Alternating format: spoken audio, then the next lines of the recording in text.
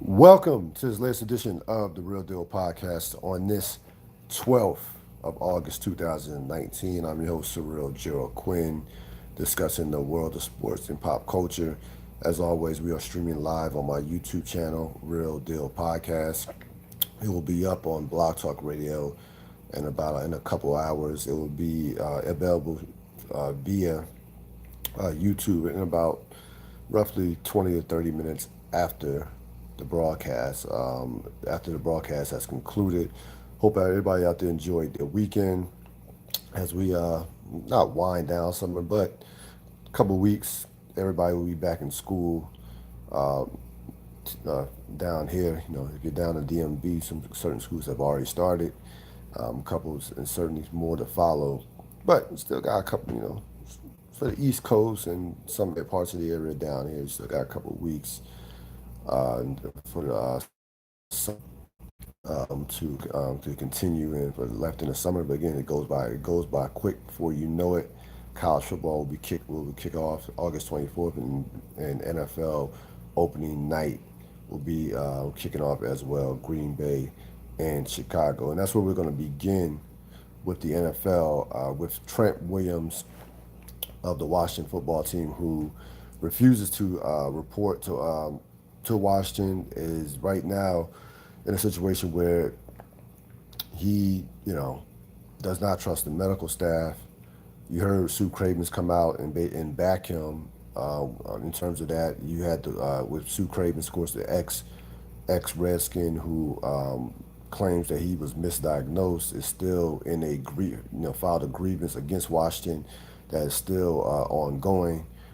Trent, it is very difficult for a player. These are cases, there are probably more of these cases than you actually hear about, but rarely does a player knock the medical staff. Rarely. Players want to play. So players will get back on the field when they're not ready. They will get back on the field, sacrifice their bodies, sacrifice their lives to get back on that field because they don't want to get their spots taken. So when you're a player of Trent Williams' caliber, Trent Williams, Pop, more than likely is going to be a future Hall of Famer. We know what type of player he is. When he comes out in big points where he does not trust the medical staff, to me, that is a red flag against the organization. That's a red flag against the medical staff. Trent Williams is a high character player. Again, is as tough as they come. Remember, this is a guy in Trent Williams who has played. And anybody that's watched Washington, anybody that's rooted for this team, anybody that's watched the NFC East closely, know how tough a player Trent Williams is. Trent Williams will play with one arm on one arm and one leg. This is a guy who does, now he has been injury prone recently in the last couple of years. He's starting to get older. I think now would be the best time to move him if you're Washington. I think you can actually get something for him, and I think that it sounds like that he's hell bent on not returning no matter what. But this is a guy that has a lot of credibility and a lot of integrity. This is not just somebody who. This is not a low character. This is not a guy who. I take when Trent Williams comes out and says something like this, I take it seriously because I know this guy wants to be on the field, and he's one of the toughest players in the league, and he has been for the better part of his career. So when he calls out your medical staff, to me, where there's smoke, there's fire. And again, this is a situation. I think the best thing for both parties, for Washington and for Trent Williams, is to move on. I think if you're Washington, you try to move him. You try to say, you try to move him, trying to talk him back into coming back. It seems like that ship has sailed, to be honest with you. And again, even before all of this commenced, I thought that Williams was somewhat on the decline, getting older, and even though he's still a good player, I think his best days are frankly behind him. Even before all this popped off.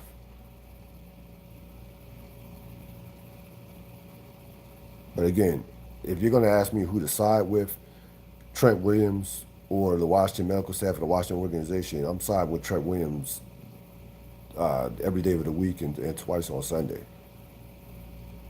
That guy wants to play football. Make no mistake about it. This is not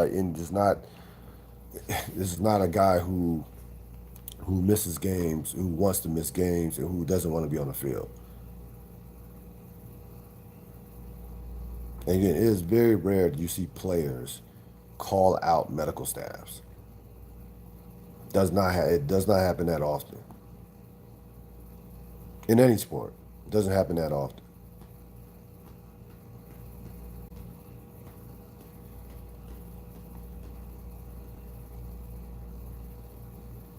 The NCAA comes to its senses as far as the Rich Paul, quote unquote Rich Paul rule. They amend the fact that they amend the rule. You don't need a college degree.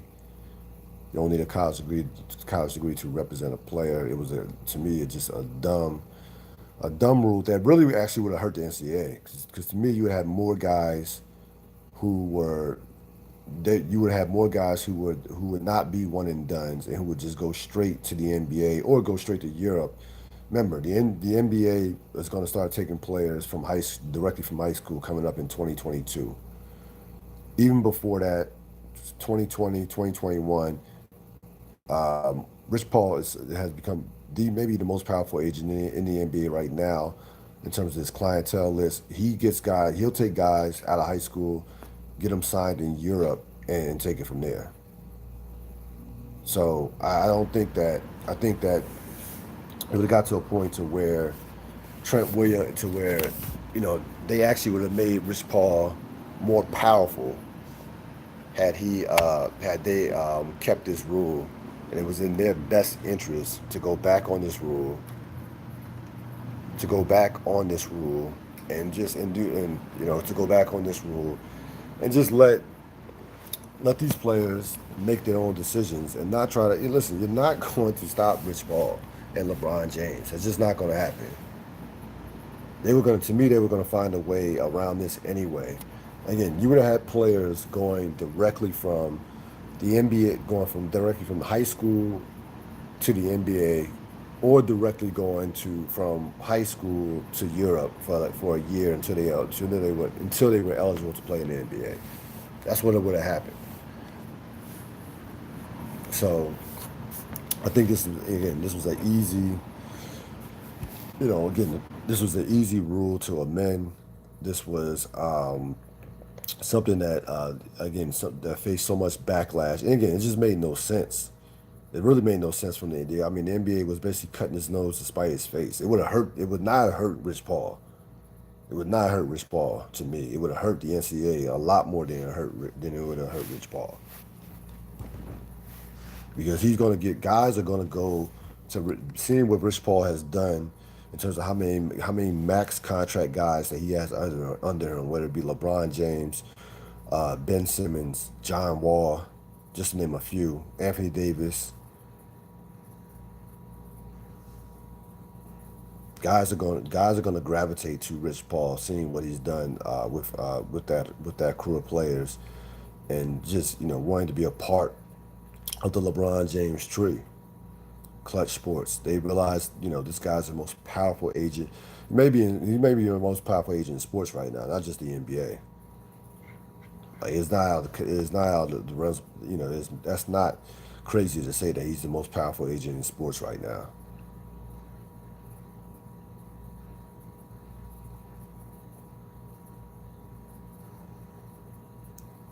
So the NBA succumbs to the backlash, and again, just uses this common sense.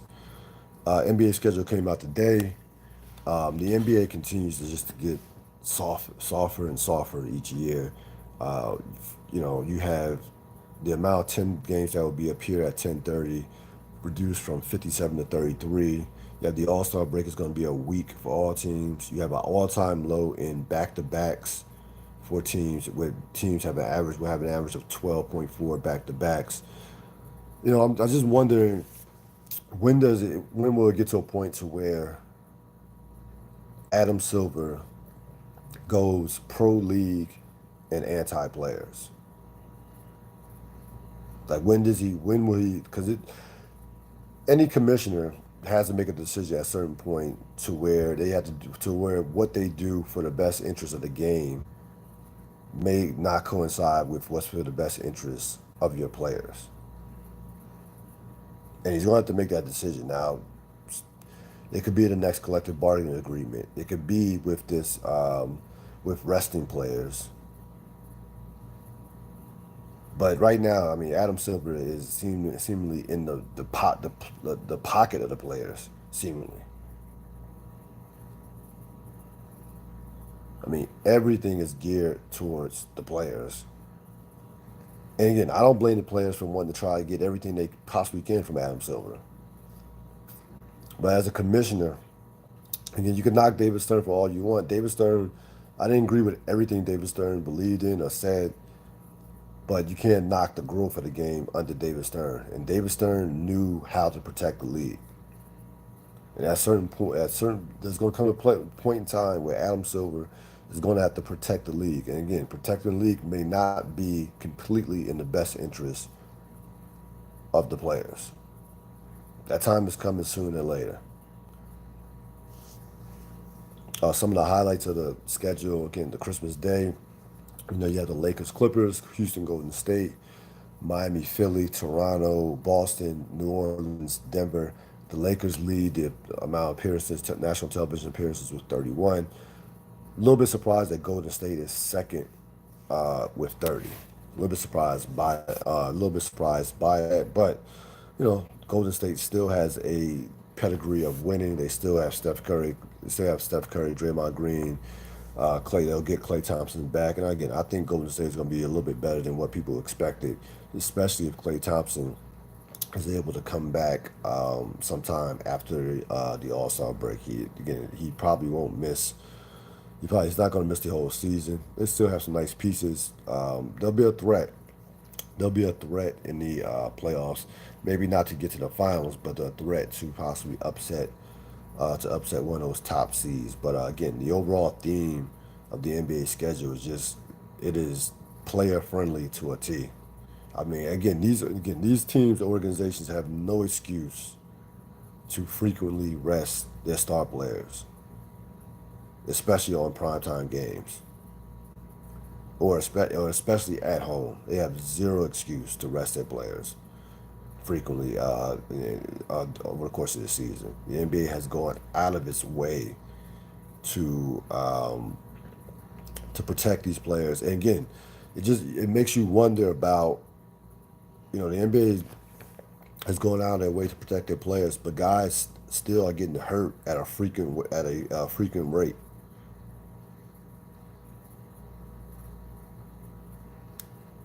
So again, it makes you wonder: does this even matter in terms of the back-to-backs? In terms of the tense, reduce, earlier starts, longer All-Star break? It has not had any impact on a lack of injuries. Guys are still going down left and right in terms of how many injuries there are. I'll be curious to see how how many injuries occurred this year versus the past couple years with some of these new moves that have been made.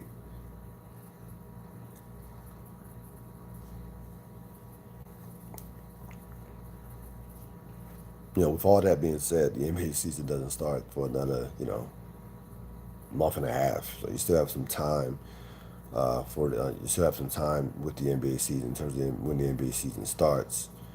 You have some time for that, and we'll see what transpires with some of these changes. But again, the 10:30 start, the pushing back on the 10:30 start. I think that's smart from a standpoint of you want as many fans as possible. I think that's a ratings thing. I think the NBA wants. I think the NBA is kind of a little bit concerned about its ratings. They figure earlier start times, more fans, staying up to watch it, staying up to watch the games. So I think that's a part of. I think the ratings are driving that as far as reduced number of 10:30 starts.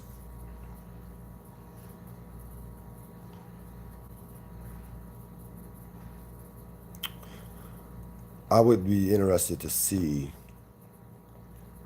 again. I'd be definitely be interested to see this next collective bargaining agreement with the players, and with Adam Silver versus the NBA, Adam Silver versus the players, and how that's going to turn out.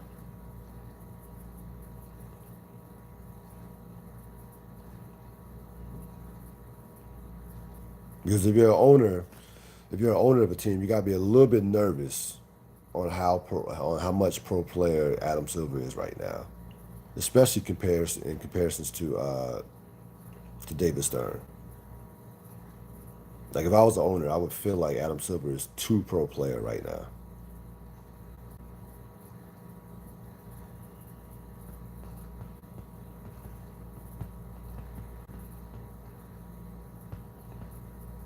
A couple of things of interest over the course of the weekend.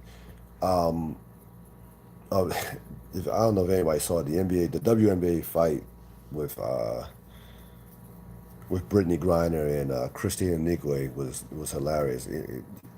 Not only like you had a couple punches, you had some punches thrown. It wasn't an all out, it wasn't the Palace of Auburn Hills '04. But funny thing about it is Griner gets hit in the back of the head. She takes some swings at Anikwe. Anikwe then basically backtrack, just basically ran away from the fight. Griner gets restrained, and then Anikwe tries to come at the Griner after Griner was restrained. Anikwe tries to come at the Griner, which I found hilarious. I mean, Anikwe had at least a good 10 to 15 seconds. If she really wanted to fight Griner, she was backpedaling. She was basically running backwards for about a good 10 to 15, 20 seconds. Again, Griner's been in a couple of little minor scuffles over the course of her career. Might be the only time I'll talk about a WNBA game on this podcast, to be honest with you. But I found that hilarious. Just the whole idea of playing the tough guy, the tough lady, the tough woman. Once somebody has held you, or once somebody is holding the person who's coming after you. I didn't see. I guess Anikwe hit, and it happened so quick. Anikwe hit Griner in the back of the shoulder or the back of the head, and Griner basically just flipped out, and really came after her. But again, Anikwe had plenty of opportunities if she really wanted to fight Griner, she could have fought her. But she did not want that smoke whatsoever. She didn't want any part of Griner. From the looks, if you watch the video, and the video was hilarious. It was on Twitter and on YouTube. You can catch it anytime. But again, probably the only time that I will mention a WNBA action on this podcast. Of course, Saturday morning, as we shift gears here, you had the suicide of one Jerry Epstein. Uh, Some reports came out that the guards didn't follow protocol as far as checking him every half hour. Um, I understand that the victims. You have a lot of the victims who are besides themselves, considering that thinking that he took the easier way out, thinking that he won't spend the rest of his life in jail. Um, you can blame the guards for not following the protocol of how many times per hour they were supposed to check them. The bottom line to me is, if a guy or a person wants to kill themselves, they are going to find a way to kill themselves.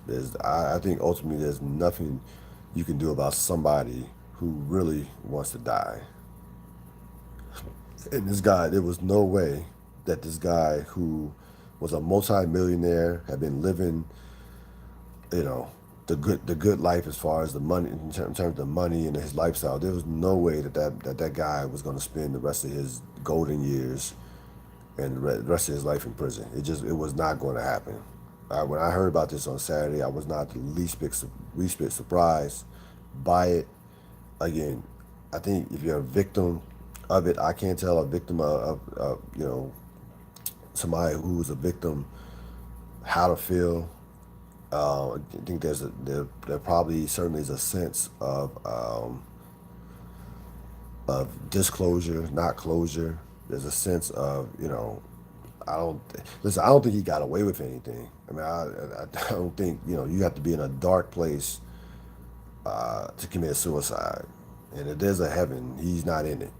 So I mean, from that standpoint, again, that doesn't take away from the fact that may have many victims or people who are trying to sue his estate that just wanted him to flat out suffer, that just wanted him to again to rot in jail for the next rest of his days. But the bottom line is there was no way in the world that that man was going to that man was going to spend the rest of his life in prison. It wasn't going to happen. He was going to do what he did, and again, I don't know what you tell somebody who's a victim of Jerry Epstein. I really don't. There's no words that you can. I mean, going on with the rest of their lives will never be the same. This is something that will stick with them till they leave this earth. There's no forgetting this at all. You can. I don't care how long they live.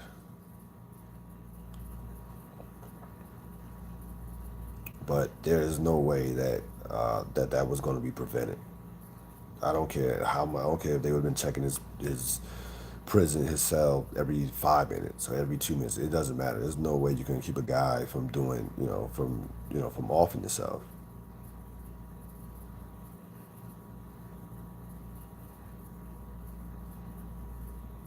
And again, if they want to go out there and sue the estate for pain, suffering, for emotional damages, I certainly have no problem with that whatsoever. Certainly, a lot of them going to need therapy for upon years, maybe for the rest of their lives. Who knows? And there's no amount of money that could that can pay for the emotional damage that he's done to all those victims. That is not, again, there's not enough money in the world that can wipe that pain away.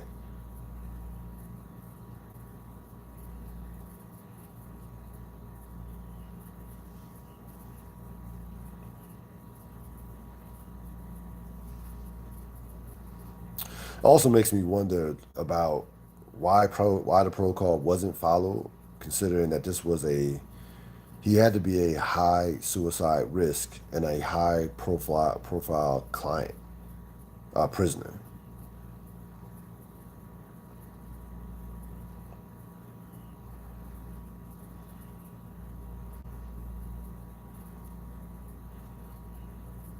Yeah, it makes you wonder just a little bit why protocol was not followed.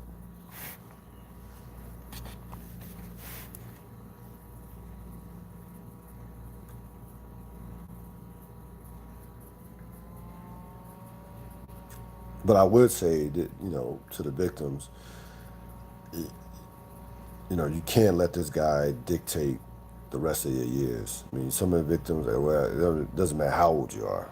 Like, you can't let his energy dictate the remaining days that you have left on this earth, if possible.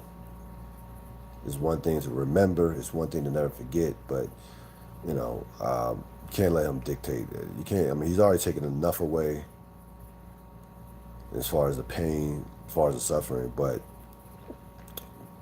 hopefully, his victims have plenty of life to live, and hopefully, at a certain point, they will be able to move on with the rest of their lives as best they can.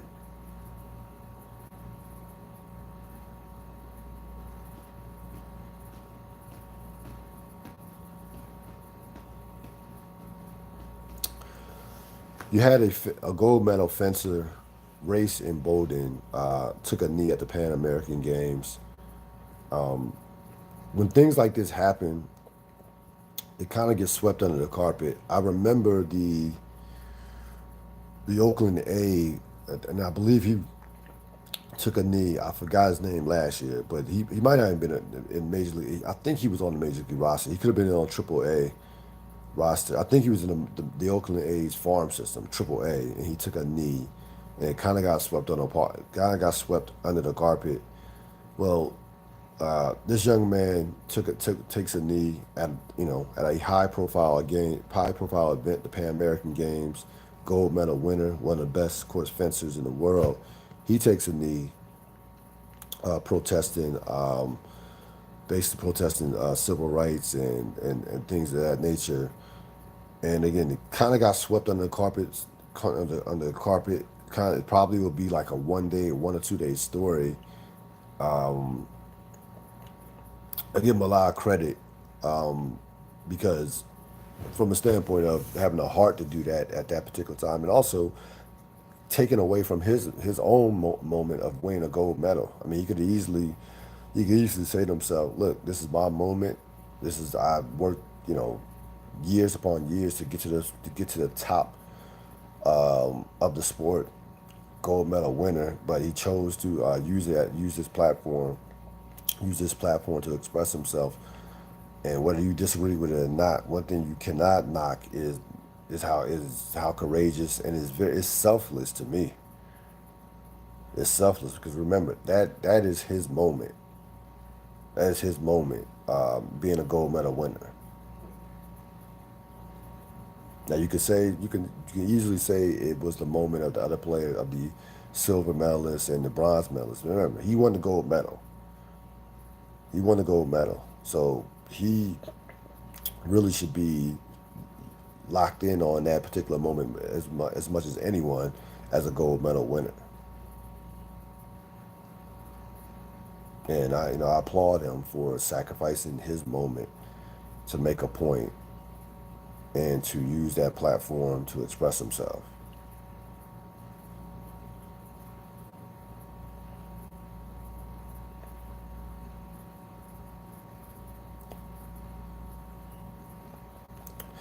One guy that will continue to take a knee, I'm sure, will be Eric Reed. Eric Reed continues to get drug tested at let's just say a lot.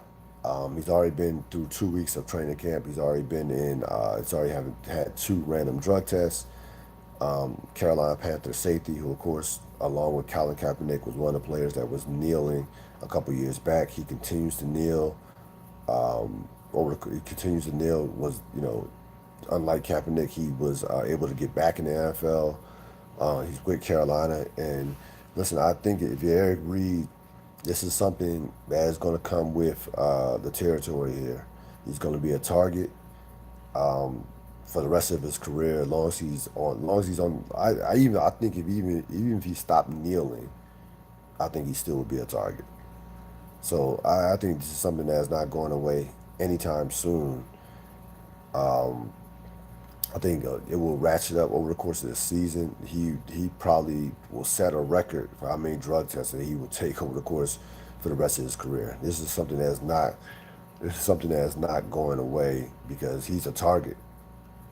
He's a target, and it's a part. It's part of protesting. It's a part of the backlash that you receive when you fight, when you're standing up for something that you believe in. It comes with the territory. Again, I have not heard Eric Reed complain. I want Eric Reed to keep coming out and speaking up on this. Like, yes, they are random. I am getting random drug tests out of the blue. So he should continue to speak up on this.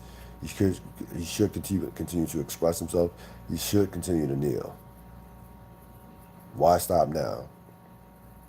Because again, the NFL is not going to stop messing with him. It's just not going to happen. I almost look at it as it's kind of almost a way of him being of punishment for him reinstating him, letting him back in the league.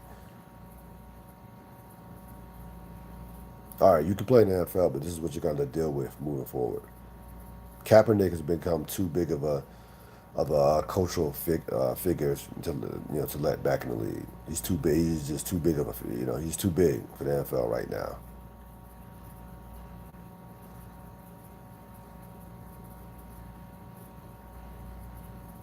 There's one guy who thinks he's bigger than the league, and of course, Oakland wide receiver Antonio Brown, who you know you have to be you have to be next level narcissistic to, number one, put yourself at risk with the defeat, with the the crowd therapy and not using the proper foot gear. Um, in that cryotherapy chamber. There's no way in the world that Antonio Brown did not know what the proper foot gear was to use in that cryotherapy chamber. There's no I don't believe it for a second. I'm sure someone told him this is what you should wear going into this before you go into this chamber. I'm sure Antonio Brown chose otherwise to do what he does, and that's his own thing. Just like he's trying to do with this helmet situation. Despite the fact that that these helmets have been outlawed and it's been proven that these helmets are a higher risk for concussions, he wants to do his own thing. Even though it's been proven that these helmets that you're wearing that have been banned and outlawed are higher risk in terms of concussion, CTE, and what have you. And again, I don't know. Listen, I grew up on watching receivers, the Art Monks of the world, Mike Quicks, Roy Greens, Andre Reeds, Jerry Rices, John Taylors, players of that caliber. Somewhere between Terrell Owens and Randy Moss, these guys just absolutely lost their minds as far as these receivers goes. As far as these receivers, I mean, most of these guys are out. You can put Owens, Ocho Cinco in that category as well. Also grew up watching Chris Carter, who again became one of the all-time greats after his issues with drug abuse early in his career that got him cut from Philadelphia and almost cost the end of his career. But these receivers are going absolutely berserk over the past 15 years. And again, it's been proven that you don't need you don't need a guy that can that's catching 100 passes, 1,500 yards, 12 to 15 touchdowns to win a championship. You don't need that guy on your team. You really don't.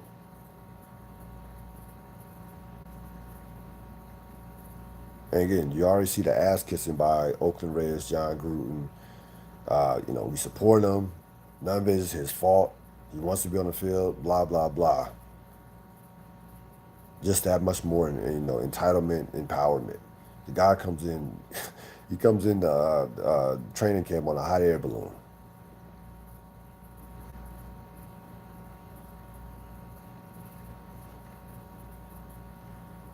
So, good luck with that with Oakland. Cleveland, likewise with Odell Beckham. Because these guys think they actually believe that they are bigger than the team. They really believe that they are bigger than the team. And if you don't have a strong culture or infrastructure, they will be bigger than the team.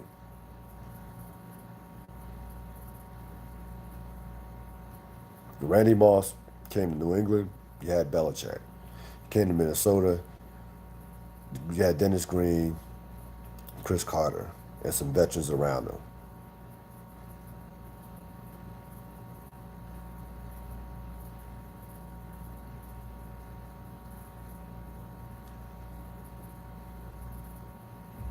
So I think I know that you don't need a top receiver anymore to win a championship.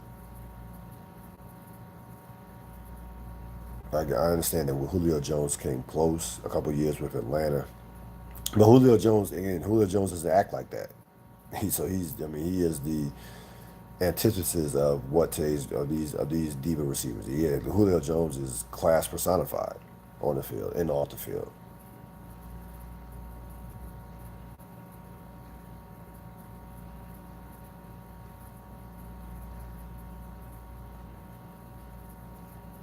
This is the Real Deal Podcast. A couple of course, over the weekend you had Rick Ross come out, Port of Miami 2. I recommend the album. It's a strong, above average album to say the least. Strong production, some strong features, just enough in terms of tracks. 15 probably was the cutoff. You could have went one or two less tracks maybe, but I'm not going to complain about 15 tracks. Again, a lot of strong features. Meek, Nipsey, Drake, Lil Wayne. Overall production was basically flawless. and it was vintage Rick Ross. So I really don't have any problems with the CD. Don't have any problems with the flow with the flow of the tracks. Um, Again, you in a perfect world, to me, the ideal number of tracks is anywhere from 12 to 15. Once you get beyond 15, it's going to be a struggle for the most part. But 15 is probably a perfect amount of tracks to come out with. In 2019 in 2019 with today's with these streaming services, and also with just a uh, lack of attention spans from from consumers. I want to go through a CD in basically 45 minutes to an hour. And then what's been his is about an hour and 6 minutes. So I can, high quality, I can accept it. But you get into that hour 15, you get into that 16, 17, 18, 20 tracks. I don't want to hear interludes. I just want to hear straight music, to be honest with you. So y'all don't need interludes. I don't need, I don't need skits. I just want straight music. And for the most part, that was what you got out of Ross's album. Again, this album, the features, you had Nipsey, you had Meek, you had Lil Wayne. He made a feature. He made all his features count. He made all his features count. So, strongly recommend the album. Um, mm, is it a top 5 album this year? I go back. I mean, this recently we had the summer's gotten stronger with some of these albums that have come out of late, especially in the past month with Nas's Big Crit. Some of those early, you had Tyler the Creators a couple months ago, so it may crack a top 5. I have to go back and look at it again before I give them that distinguished, before I go that far. But again, I think it's definitely an above average album. So I would definitely recommend it. You also had Hot Girl Summer come out finally from Meg Thee Stallion, also with Nicki Minaj and what's it? Not T-Pain. Who's else on there that I left off? That came out that was on there. It might have been T-Pain on there. Anyway, uh, it was about to be the summer is almost close to over, but again, that was worth the wait. That should carry her into the fall. Should definitely carry her into the fall, and definitely something that probably it'll be popping for the next give it a month. Give it a month. I won't give it past Labor Day, as far as that, because the summer's almost over. So I don't. The timing of this song, the song probably should have came out in late June, early July. If you're gonna do a summer thing, you gotta do. I mean, summer. Remember when Fresh Prince's song came out, summertime. That was out like in early May. And that song came out in early May before Labor Day, and rolled all the way through September, right before school started. So you come out with a summertime anthem. You gotta come out early in the summer. I thought that was some poor timing, especially considering the fact that early in this summer that it wasn't you didn't have a lot of stuff out in May. In late and early June. So it would have been perfect time to come out in middle May, late May, early June. Right now, people are still on Nas, people are on Rick Ross's CD, people are still on Big Crit, Freddie Gibbs. There's a number of stuff that's still out that people are on right now. Ninth Wonder. So I did not necessarily like the timing of the song, but again, it's a popping song. It's a nice summer song. But again, it'll probably just gonna have a very, very short shelf life, to say the least. That's gonna wrap it up for this latest edition of the Real Deal Podcast. As always, you can catch this podcast on Blog Talk Radio in a couple of hours. This is the Real Deal Podcast, telling it like it is with no apologies. I'm gone.